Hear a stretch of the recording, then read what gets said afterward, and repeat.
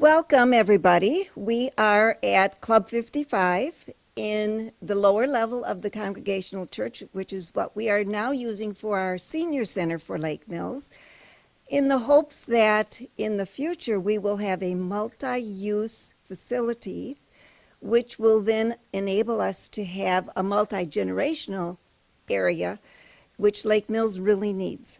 This afternoon, we are going to hear from Dr. Donald Williams and Lori Partoll from Fort Healthcare in Fort Atkinson, who are talking about advanced care planning, or honoring choices, as it's known. So let me introduce Lori Partoll. Hello. And Dr. Donald Williams. Hi. Okay, thank you. Thank you. Thank you for having us today. I'm hearing that you're trying to get a freestanding possible location. That's wonderful. Well, we're here to talk about advanced care planning. Can I just have a show of hands? How many people in the room already have what we call a healthcare power of attorney? Okay, most of you, some of you not. So what we're going to do today is I'm going to talk briefly about why the importance of having a healthcare power of attorney, some of the details in regard to it, such as what is an agent. I'm going to go through some of that verbiage that people get a little confused about. And then Dr. Williams is going to talk to you about some of his own personal and professional experiences with it, and again, the importance of why you should have this document. And then at the end, we're going to let Dr. Williams go back to work, and I'm going to stick around, and what you have in front of you is the actual Honoring Choices Healthcare Power of Attorney document. So if you already have a document, perhaps you're here to update it or see if it needs to be updated. So that's one of the things we're going to talk about too. And if you've never had one, it's a really good opportunity for me to go through how you fill out this form. Most of you will not choose to fill out the form while sitting here. Most of you will want to take it home and think about it. But we have had people who know exactly what they want. They know who they want for their agents, and they fill it out right here, and I can certainly help you with that. So with that, I've used the term agent, and in order to actually complete this document today, you're going to need to know who you would want to name as your agent or agents. Those are the people that carry out your healthcare wishes for you. So one of the myths about healthcare powers of attorney, and the reason that a lot of people don't fill them out, is they think, if I sign that document today, I've just given over the power of my health to those people that I've named. And that truly is a myth. Once you sign that document, you're still in charge. The only time your agents can carry out your wishes, remember, they're not making decisions for you because you're already putting what you would or would not want in that document. The only time that they take over power is when two physicians have signed to say that you can no longer make decisions. Okay, so it's like an insurance policy. You're going to hope you never have to use it. But just like insurance for car, accidents happen. So you could be in a car accident and be rendered unable to speak for yourself, maybe just temporarily, but this form works on a temporary basis also. The biggest reason that we see this form needed is strokes, right? That sometimes lends people the inability to make decisions temporarily or sometimes permanently. So that is in the hospital setting, and Dr. Williams can talk more about what he sees also, but that's one of the big reasons we see these forms go into effect.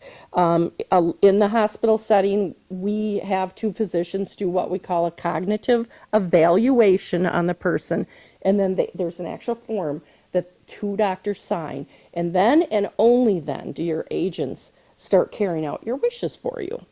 So for those of you who actually already have a form, why should you look at that form again? Okay, well, we say there's at least 4 times. We call them the 4 Ds. Every decade at least they should be looked at. Anytime there's the death of an agent, Dr. Williams and I were just in Whitewater, and I've been at the hospital a long time, but in 1995, I had witnessed a healthcare power of attorney of somebody that was in the audience. I still had my maiden name. My supervisor at the time also witnessed it, and the person she named was her husband, and he'd been deceased for 10 years. So that's a document that definitely needed to be redone. So I gave her a lot of credit for coming and realizing that that document was invalid at that point because she hadn't named anybody else.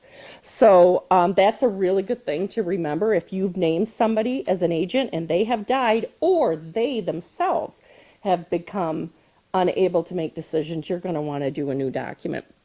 Divorce, if you named a husband and then since then have a husband or a wife and since then have been divorced, that invalidates the entire document. A document has to be done again. Now you can name that ex-spouse, but it has to be after the date of the divorce. Change in diagnosis, right? Things happen to us in different stages of life. Maybe when you filled that document out 10 years ago, you were healthy, and since then you've had a new diagnosis, or you've changed your mind about how you see end-of-life care. And then, again, any change really in regard to anybody that you've named. I had somebody that said, I named somebody, and now looking back on it, I'm not so sure that person's going to be able to carry out my wishes. So we want you to really think about who you choose. Sometimes a spouse isn't the best person to have on that document. Sometimes they can't carry it out. They can't carry out your wishes. They're too close to you, and maybe they're not good under pressure and stress. So those are the kind of things that you want to think about. When polled, 60% of people say they don't want to burden their family with end-of-life decision-making, but only about 56% of people have ever communicated what their wishes are.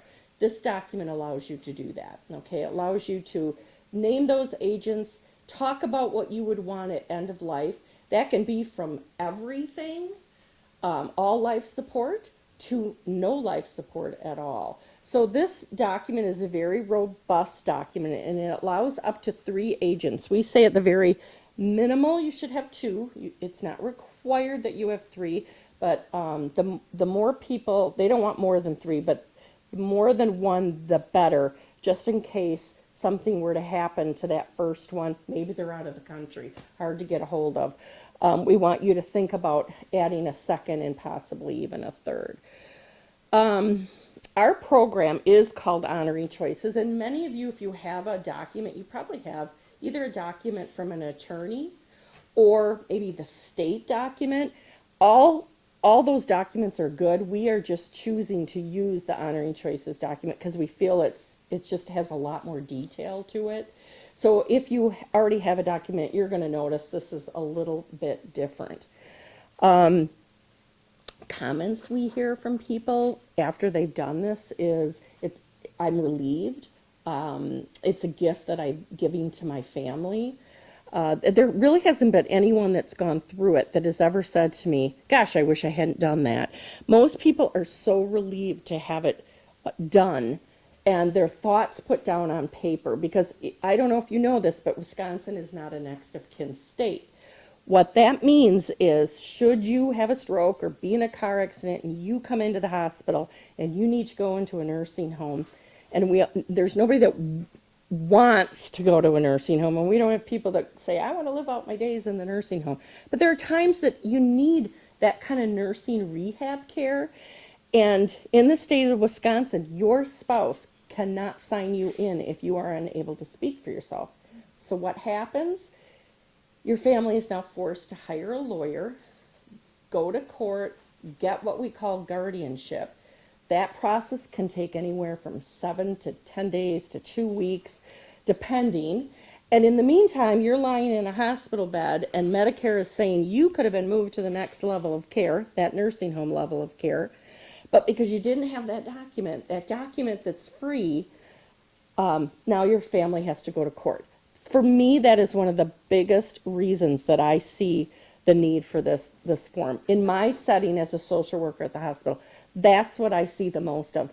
People either never have had one, like the lady in Whitewater named somebody, they're deceased now. Basically, she has no document. Or, here's the other thing, they think they did it, but they can't find it. So we tell people, keep it in a safe place, a place where you keep other important documents. We will put one on file at the hospital in our medical records system. And then we also ask that you put one with your doctor if your doctor is not like a Fort Healthcare doctor, if your doctor is a UW doctor or a Dean doctor. And then it's safe. Do not put it in a bank, in a safety deposit box. We had somebody do that, and lo and behold, we needed it on a Sunday. So basically, you don't want it where you can't get to it. I'm going to turn this over to Dr. Williams now, and then later we are going to go through that document for anybody that wants to stay. Do you have any questions of me immediately? Yes. This document that's on file at Fort Hospital, say they take you to another hospital, can that hospital contact you and get a copy of it? Send Yes. it to them? Medical records to medical records, and we fax so that it's there instantly. Good question. Yes. About the agents, if you have more than one, do they have to cooperate and work together? Do they have to what? Cooperate and work together, or is one? I can tell you that the first one you name is the primary. That's the go-to person. And the way the document reads is if they are ever unable, then it drops to the second. And then if the second one is unable, it drops to the third. The bottom line is that is why it is so important that you really think through who you pick, because you want somebody who, even if they don't want the same things for themselves, that they will carry out your wishes for you. All right, I'll turn it over to you, Dr. Williams. Thank you, Lori. And for those of you, I'm Dr. Williams, and I think I've been in practice here since before most of you were born. So the idea of needing a healthcare power of attorney is something that's, I'm in the same age group to worry about it. I would like to show a hand. So how many of you would like to get out of this world alive? All of us? Okay, good. So to that end, I actually have given you what I call bathroom reading, which is where us men do our best reading. This article on this from a talk on how to live forever, hopefully. And actually this has what I call nuts and bolts suggestions that might help keep some of us alive and healthier. I often tell people, as a doctor, I actually do three things. The first thing I do is put out fires. Putting out fires is someone comes in with an ear infection, someone comes in with a broken bone, someone has a heart attack, an ulcer, you name it. We fix those. That's the most satisfying part of what I do because it's instant gratification. You come in sick and I fix it. A second thing I do, which is what I probably spend most of my time doing, is stacking the deck in favor of people being healthy, including many of the things that are on this list. And that's encouraging people to stop smoking, exercise regularly, treat their blood pressure, take care of the diabetes. All those things that we do all day long is in an effort to stack the deck in favor of people being healthier. I never know when I treat someone's cholesterol if they're going to not have a heart attack because of what I did. I know of all the people I treat cholesterol, some of them aren't going to have heart attacks for what I do, but you don't get that instant gratification. However, as my patients have grown old with me, it is very, very rewarding to know that some of them probably made it to my age and older because of what we have done. The third thing which we do as a physician is ease people's transition into heaven. And since I really know that none of us in this room are going to get out of here alive, one of the things that we as physicians do is try to make those end-of-life episodes as kind and gentle as we can. And as I'm talking, my youngest son's father-in-law just got moved into hospice with brain cancer. He is younger than I am. And so that tragedy of end-of-life issues really is hitting home to me in a family situation. The healthcare power of attorney is one of many things, along with hospice, compassionate nurses, people who work at the hospital, etc., that all work towards that end. And the healthcare power of attorney is something that's very valuable.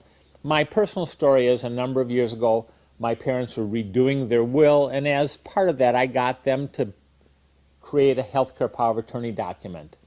My dad had had some healthcare problems at that point. My mom was in perfectly good health. Dad had had one of his carotid arteries 100% blocked. Fortunately, he never had a stroke when that happened, but we knew if he ever had a stroke on the other side, it would be massive. And unfortunately, he fell, broke an arm. After he broke his arm, he wasn't able to be home with my mom's care, and he was actually at a nursing home while his arm healed and had a massive stroke while he was at the nursing home. He was comatose, unresponsive. And of course, my mom wanted everything done to keep him alive, even with him being unable to eat, swallow, communicate, etc. Fortunately, he had expressed his wills and healthcare power of attorney, and we followed his recommendations, and he went to heaven a week later. A couple of years down the road, my mom had the development of some Alzheimer's disease, and we were able to keep her living in her home with outside help coming in until she had the misfortune, as a lot of patients do, she fell and broke a hip. Had her hip fixed, but that took her Alzheimer's down a notch, and she wasn't able to return living at home, and she was in a nursing home for about another year when she had a misfortune there of falling and breaking her other hip. After her second hip fracture, her Alzheimer's took a notch down and she couldn't remember how to swallow. And fortunately, she had also expressed her wishes in her healthcare power of attorney, and we followed her wishes, and she shortly thereafter went to heaven too. With my mom, my sister really struggled because my sister wanted everything done for mom, like I think a lot of us would.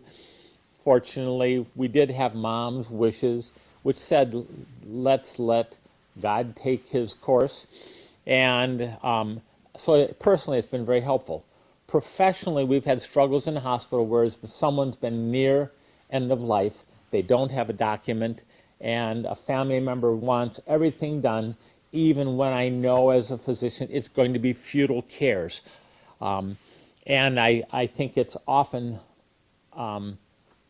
almost as a physician a disservice to do something to a patient that's really not going to improve the quality of their life, help them get better, etc. I have this feeling that I think we should all hopefully die of something that is terminal without the ability to recover. And then unfortunately, there are people who think even though someone has terminal conditions, we'd like to keep them going forever. So that's a big reason I support the decision to look at the healthcare power of attorney. I will mention that that is different than a financial power of attorney, which is something we do encourage people to look into also. I don't play a role in financial power of attorneys, but that's a document that says if I get to the point where I can't take care of my own finances, who's going to do it for me? Those aren't prepared by us. Those are something we usually have people go and meet with an attorney. I think that's the person, an attorney who is going to be involved in things like tax planning, etc. That's a separate document. The nice thing about the healthcare power of attorney document, it is very simple. I actually redid mine a few months ago, and I was able to put in there that if I get to the point where I'm not going to recover, I don't want my life extended. That means you don't have to feed me, you don't have to give me IVs or fluids. We know from patients and experience with hospice that at the end of life, people don't suffer from thirst, they don't have hunger anymore, and so it is not something that is cruel to somebody, which some people will think if at the end of life they're not getting food or fluid, etc. We certainly, and all the people who, some of the absolute best care people ever receive is in the end of life, and we have so many incredibly compassionate caregivers that do take wonderful care of people. That's what I look for when the end of life comes, not continue medicines and all that kind of things. And so that, from my perspective, the healthcare power of attorney is something I really strongly encourage everyone to have, to keep up to date. On mine, I happen to have my wife, my oldest son, and my second son as my three people, and I send copies of mine to all of my children so they all know what my wishes are, because I want them to not be blindsided and think, what do you mean Dad doesn't want to have antibiotics if he's not going to get better? But I think that they know what my decisions are, and I certainly have spent my life taking care of people. I say I can't have newborn babies if I don't have older people going to heaven. So there is a circle of life that we all deal with. The last thing I might mention is, because this is being filmed and will be viewed by people who aren't here, people who are interested in having a health care power of attorney document filled out, the hospital is willing to do it. Maybe Lori can mention that more and give contact information on how they can contact people. Yeah, definitely. So what I would tell people who aren't here also is there's a number to call, and it's 920-568-5279. It's on the bottom of this form, but for those who may be just listening to it, that's the department I work in, actually. And through that department, you can ask for a form. The other thing you can do if you're computer savvy is we have them downloadable on our communityforthealthcare.com website. So if you, and we're gonna, I don't know yet if it's there, but we're gonna make it so you can, it's fillable. A lot of people don't like to write it out, they'd rather type it in. I just don't know if we're quite there yet, but so that's a couple different ways. You can call that 920-568-5279. Anyone in that office would be able to answer questions and get you a form, or go to the website. Thank you. Any questions anyone has of me?